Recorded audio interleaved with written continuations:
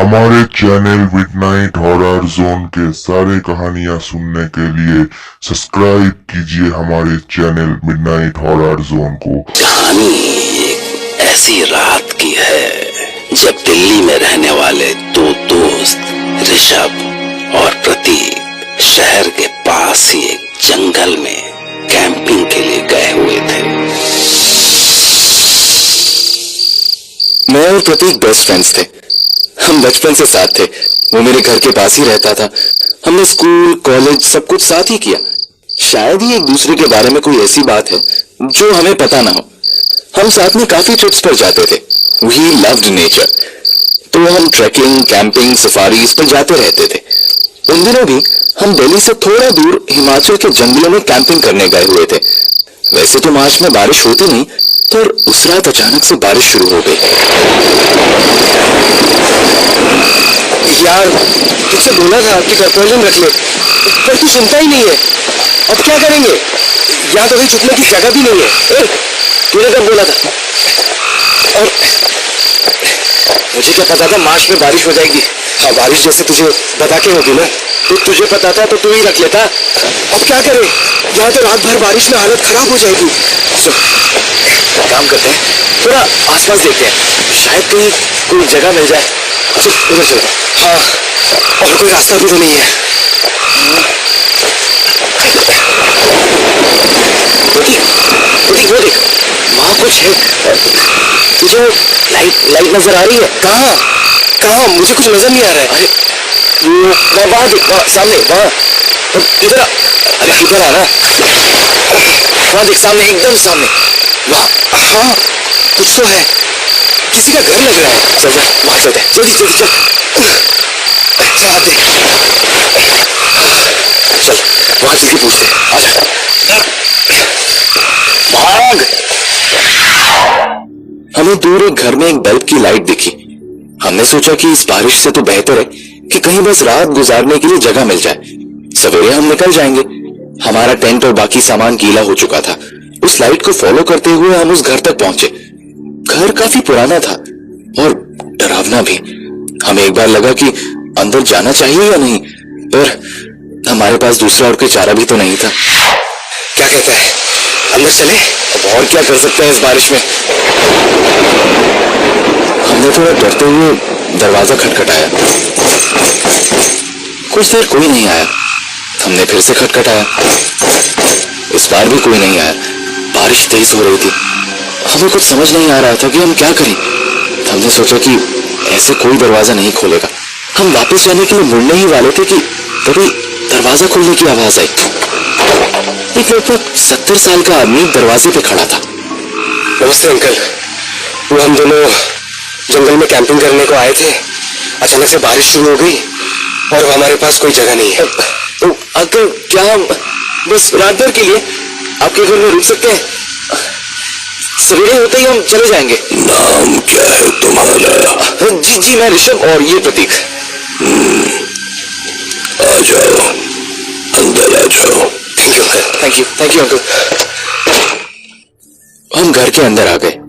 घर बहुत अजीब था। लग रहा था जैसे कई सालों से यहाँ कोई रहा ही ना हो। सब चीजें पुरानी थी, काफी पुरानी। ना जाने घर में कब से सफाई ही नहीं हुई थी। घर में काफी अंधेरा भी था। सिर्फ एक छोटा सा बल्ब बीच में जल रहा था।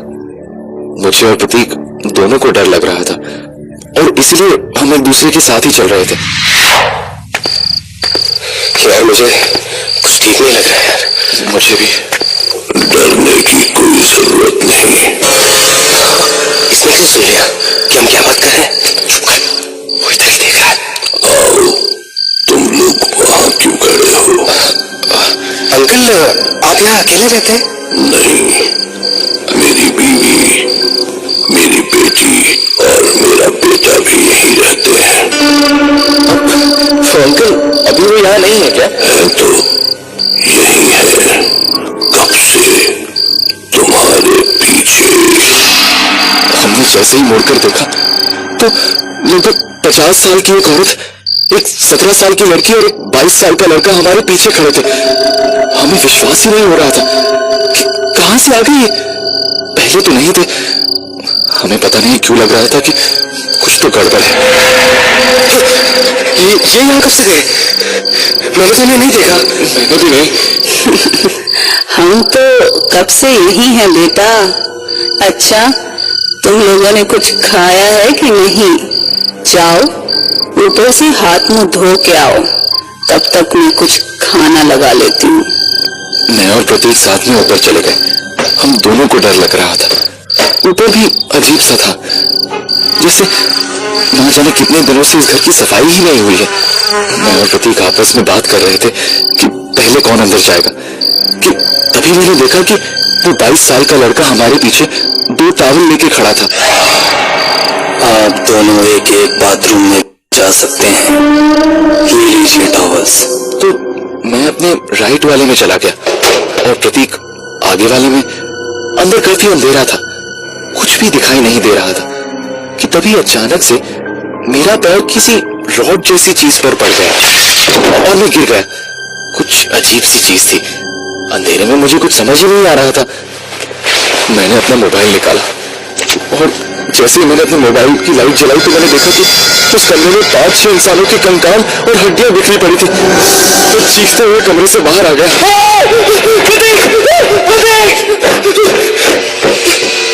मेरी चीख सुनकर प्रतीक भी बाहर आ गया और वो 22 साल का लड़का भी। क्या हुआ? प्रतीक, वो अंदर क्या हुआ? अंदर से क्या है अंदर? प्रतीक, ये जगह, यहाँ कुछ अंदर तो कुछ भी नहीं है। मेरे पास मत आना। देखो प्रतीक। ओहो, क्या हुआ? रुक मैं देख कर आता हूँ। मुझे बहुत ज्यादा डर लग रहा था कि तभी प्रतीक अंदर देखकर आया और बोला कि वहां कुछ भी नहीं है। उसने कहा, क्या ऐसा देख लिया तूने? उसने मुझे फिर से अंदर चलने को कहा, लेकिन मैंने मना कर दिया। मेरी हिम्मत ही नहीं हो रही थी वापस अंदर जाने की। हम नीचे डिनर करने गए। मुझे बहुत ज्यादा डर लग रहा था। मैंने प्रतीक से कहा, सुन, हम यहां से चलते हैं यार। मुझे यहाँ कुछ ठीक नहीं लग रहा। कैसी बातें कर रहा है? बाहर इतनी बारिश हो रही है, कहाँ जाएंगे? रात को यहीं रुक जाते हैं। तुझे डर नहीं लग रहा क्या? नहीं, डरने की क्या बात है? प्रतीक का सारा डर अचानक से कहाँ गायब हो गया था, मैं समझ ही नहीं पा रहा था। खाना भी मुझसे खाया नहीं गया। वो क्या खाना था मैं आज तक समझ नहीं पाया हूँ। उससे एक बहुत अजीब सी स्मेल आ रही थी। पर खाना खाते खाते मैंने जब टेबल के नीचे देखा तो उन अंकल के पैर कुछ अजीब से मुड़े हुए थे। उनमें कुछ एबनॉर्मल सा था। बाकी सबने जूते पहने थे तो मैं किसी और के पैर नोटिस नहीं कर पाया। बचपन की सारी डरावनी कहानियां मुझे याद आ रही थी। मैंने सोच लिया था कि अब हम यहाँ एक पल और नहीं रुकेंगे। मैं उठ गया और थोड़ा दूर जाकर मैंने प्रतीक को बुलाया। मैंने उससे बोला कि अब हम यहाँ से जा रहे हैं। ऋषभ, अभी बाहर जंगल में कहाँ जाएंगे? वहां तो और भी खतरा है। तू चल रहा है या नहीं? कोई नहीं जाएगा। यहाँ जो एक बार आता है वो वापस नहीं जाता। तू ये क्या कर रहा है? प्रतीक, मेरा हाथ छोड़। मेरा हाथ छोड़। प्रतीक, प्रतीक, मेरा हाथ छोड़। ये क्या हो रहा था और प्रतीक क्यों इन लोगों का साथ दे रहा था? मैंने किसी तरह अपना हाथ प्रतीक से छुड़ाकर दरवाजे की तरफ भागने की कोशिश की। तो जैसे ही मैं दरवाजा खोलने वाला था, ना जाने कहां से वो बूढ़ा आदमी एकदम मेरे सामने आ गया। उसकी आंखें लाल थी और उसने मेरा गला दबाने के लिए अपना हाथ बढ़ाया।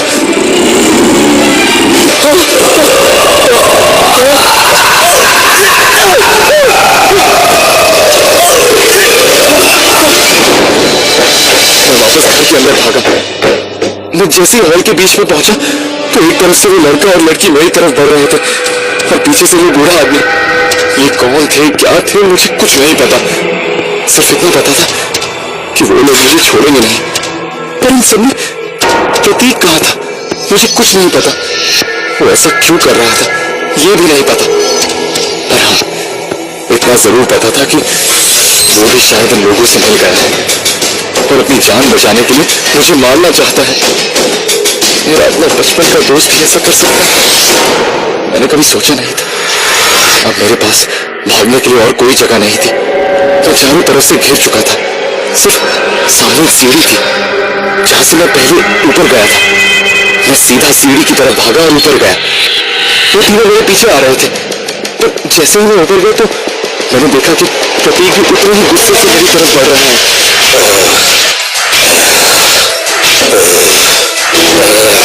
पहले मैं कुछ समझ नहीं पाया, फिर जब वो पास आया तो कुछ बदला हुआ लग रहा था। वो तीनों भी ऊपर आ गए और मेरी तरफ बढ़ने लगे।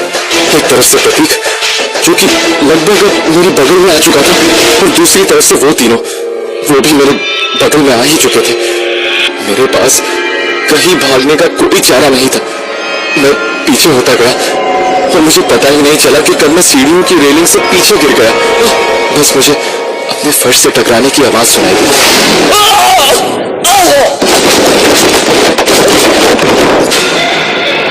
बंद होती आंखों से मैंने उन पांचों को ऊपर देखा। वो जोर जोर से हंस रहे थे और उन पांचों में एक मेरा अपना दोस्त था।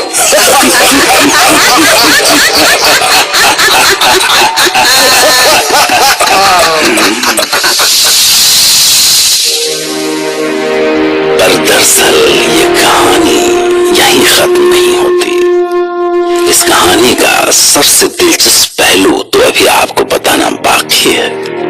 खुद ऋषभ के शब्दों में अगले दिन जब उन्हें होश आया तो वो घर पे नहीं बल्कि उसी जंगल के पुराने कब्रिस्तान में थे जिसमें कई सारी उजाड़ कब्रें थीं। ऋषभ के सिर पे गहरी चोट थी, पर सबसे ज्यादा चौंकाने वाली बात तो ये थी कि उनके बिल्कुल बगल में प्रतीक था जो पिछली रात कब मर चुका था ये कोई नहीं जानता। वो कैसे मरा कोई ये भी नहीं जानता। ऋषभ पर जिस प्रतीक ने हमला किया था वो जिंदा भी था या नहीं ये ऋषभ भी नहीं जानता था और शायद कभी कोई जान भी न सके। इसीलिए आप भी इस किस्से के बारे में ज्यादा मत सोचिए।